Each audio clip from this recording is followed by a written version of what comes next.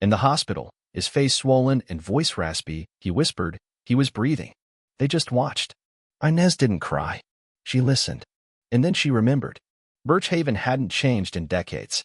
The same men ran the same institutions. The same violence was passed down, wrapped in new uniforms. Complaints against Briggs and Reynolds were buried, reports altered, witnesses dismissed. Malik's case was closed before the autopsy ink dried. But Inez had been trained for war. She opened her attic. Beneath moth-eaten blankets and old keepsakes was a footlocker. Inside, her Glock, a file of encrypted documents, and a skill set no one in town had ever seen. She didn't want revenge. She wanted justice. She started with observation. Briggs drank heavily every Thursday at Mac's bar. Always parked in the alley. No cameras. Routine. Reynolds was cleaner. He jogged at 5:45 a.m. Same route. Same stretch of creek trail.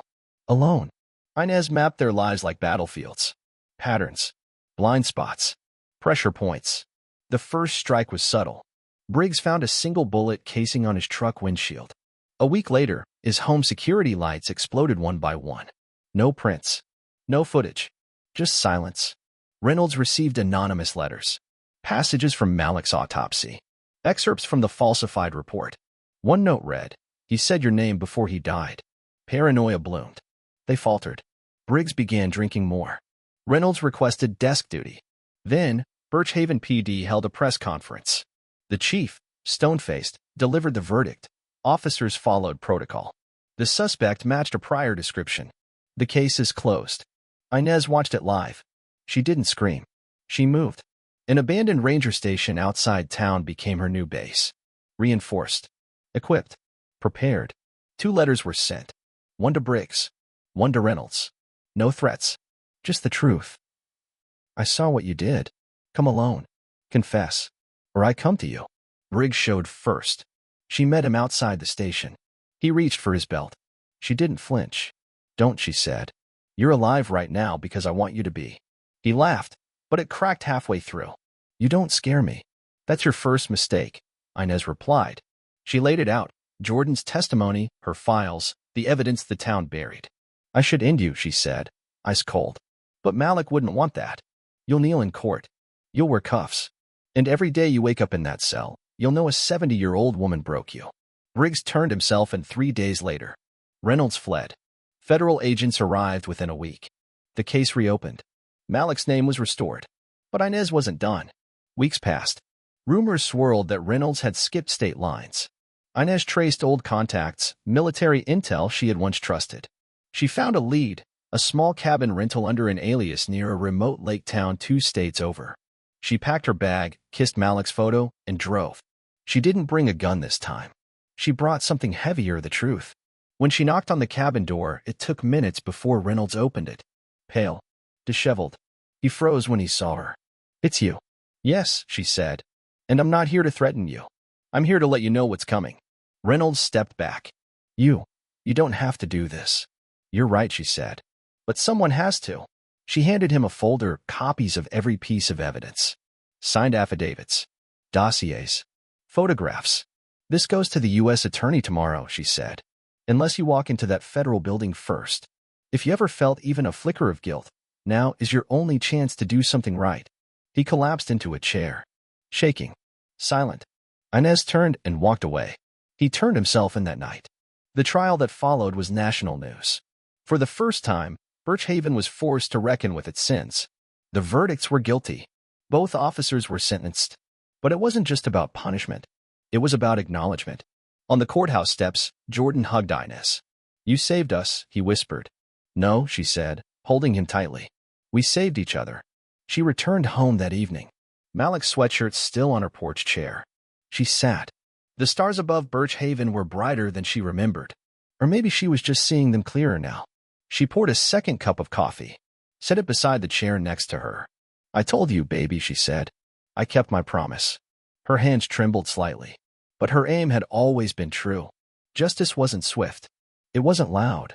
It didn't come in a blaze. It came in silence. In strength. And in the footsteps of a mother who never stopped fighting. As the crisp autumn air settled over Duskwood, the town seemed quieter, calmer, but beneath the changing leaves, a quiet storm of transformation was brewing. A week had passed since the restorative justice meeting between Chief Danielle Harris and Marcia Caldwell. The conversation had been sobering. For Marcia, it was a turning point. For Danielle, it was confirmation that her leadership had already begun reshaping the spirit of the town. But the real climax came not in an office or in a courtroom. It came at the annual Duskwood Fall Festival. The festival, held every year in October, was a grand celebration. Children darted through hay mazes with painted faces, elderly couples shared cider beneath canopies of orange and gold, and neighbors gathered under twinkling string lights, listening to live music and clinking plastic cups of hot cocoa. This year, however, the crowd was larger. The incident at the pool had placed Duskwood under a microscope. News had traveled beyond town limits. Everyone was watching to see if Duskwood would rise or fall under the weight of its confrontation with truth. Danielle stood near the community mural, an idea born from the children of the Duskwood Youth Center.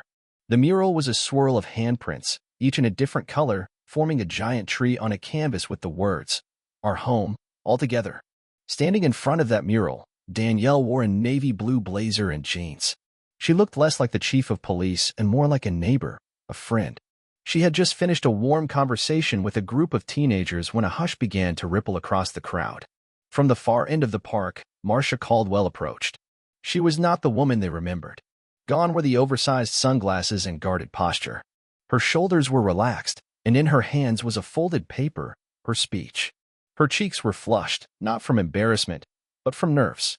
She stepped up to the microphone, cleared her throat, and looked out at the familiar faces, many of which no longer greeted her with warmth. "My name is Marcia Caldwell," she began. "And a few months ago, I made a mistake. A big one. I assumed a woman didn't belong in our community pool because of the color of her skin." There was a pause. No one moved. "I didn't just think it. I acted on it. I called the police. I accused her of being aggressive when she wasn't. And the woman I tried to shame, she turned out to be Chief Danielle Harris, the person tasked with protecting us all. That moment didn't just humiliate her. It revealed something ugly in me." Marcia's voice faltered.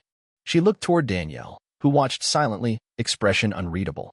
"I've spent the last few weeks attending training, volunteering at the youth center, and most importantly, listening. Listening to people who felt exactly what Danielle felt that day. Invisible, judged, excluded. And I want to say I'm sorry, not just to Danielle, but to anyone I've made feel unwelcome." A long silence stretched across the field. Then, soft clapping. A few people stood. Then more. Danielle stayed still, her eyes locked on Marcia's. Then she slowly stepped forward. Marcia turned, expecting words. Maybe anger. Maybe forgiveness. What she got was a handshake. Danielle's voice was low but firm. "Apology accepted. Change starts with ownership. Let's keep walking this road." The crowd exhaled. Laughter, cautious smiles, and conversations returned. And Duskwood, small, flawed, and real, took a step towards something better. Weeks later, Danielle sat in her modest office at the police department. A framed photo of the mural now hung behind her desk. It reminded her that leadership wasn't about titles. It was about moments. About how you responded when no one expected grace or when grace was the only answer. Her phone buzzed. A message from Ms. Riley Bennett at the youth center. "The kids are planning a new mural. They want you to come add your handprint." Danielle smiled. She stood, reached for her coat, and whispered to herself, "Let's make this home for everyone." In Duskwood, healing didn't come from sweeping things under the rug. It came from confronting the truth, facing the discomfort, and reaching across the divide. One story, one mistake, one second chance at a time.